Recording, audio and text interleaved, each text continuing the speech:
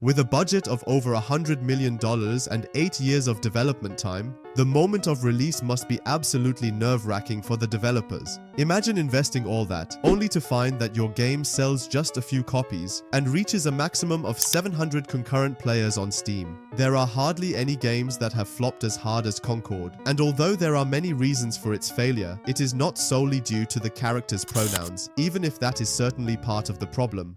Sony has really struggled with Concord. It is a genre where many elements must come together to be successful. Precise shooter gameplay, a live service model that keeps players engaged, and heroes with unique abilities that make balancing challenging. But the most important aspect is the heroes themselves. Without well-thought-out heroes, a hero shooter cannot succeed. The vision for the characters was simply not good and appealed to almost no players. When looking at the numbers, the extent of the failure becomes obvious. Even at launch, the game did not reach 4-digit numbers. On average, fewer than 200 people are playing. With such a high budget and so much development effort, it is almost an art to generate so little interest. There are no official sales figures, but financially speaking, this must have been a severe blow for Sony. In 2018, Sony was so convinced by Fireworks Studios that they purchased the development studio for around $200 million.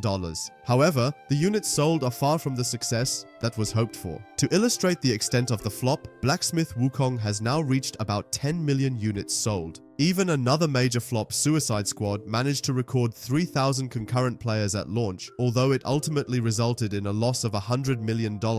Game flops do happen, but the severity seen with Concord is rare. One could have certainly expected more from the developers. After all, the studio was founded by former Halo and Destiny developers. This was the main reason why Sony placed so much trust in them. Before a game is developed, the question always arises, who is our target audience? However, with Concord, it seems that this question was never really answered clearly during the development process. Hero shooters remain popular, but the competition in the game is enormous. To succeed here, a new title must be particularly innovative, and that is exactly what Concord simply was not. Even the first trailer received 6,500 likes, but a significant number of dislikes. The community quickly agreed that the trailer showed nothing that had not already been seen in many other games. Visually, Concord appears inconsistent. It's realistic and polished, yet colorful and comic-like. It seemed as if the game wanted to be everything, but in the end, it failed to do anything right. Innovation was lacking, as was a clear style, which was particularly questionable. While most competitors opted for a free-to-play model, Concord demanded a proud $40. In a market dominated by free games, this is a significant leap of faith, one that players were not willing to give. However, it was not just about the price. The beta was free, but it still had hardly any players. The gameplay was not bad, but it was also nothing special or new. But it is also not entirely true that Concord had no direction.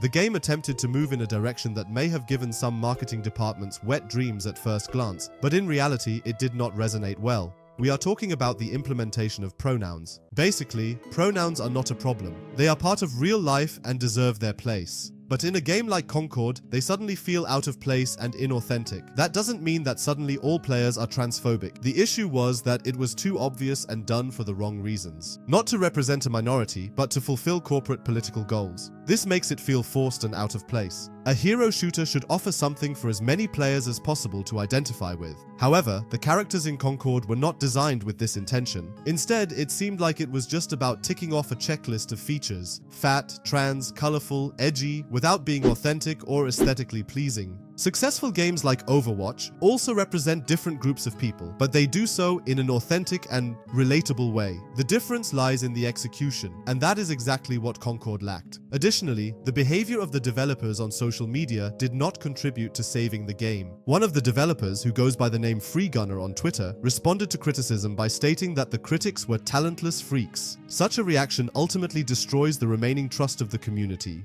Ultimately, Concord lacked a clear vision. This does not mean that a game cannot be inspired by other titles, but it at least needs a fundamental idea that holds the game together. Some games are completely innovative, like the Souls-like games from Software, while others like Valorant from Riot are less innovative but clearly well thought out and well implemented. Concord lacked all of that. It had no soul, no unique gameplay, no distinct style, and above all, no reason for anyone to play it. It wasn't the genre or toxic gamers, nor solely the pronouns. It was simply the lack of a vision.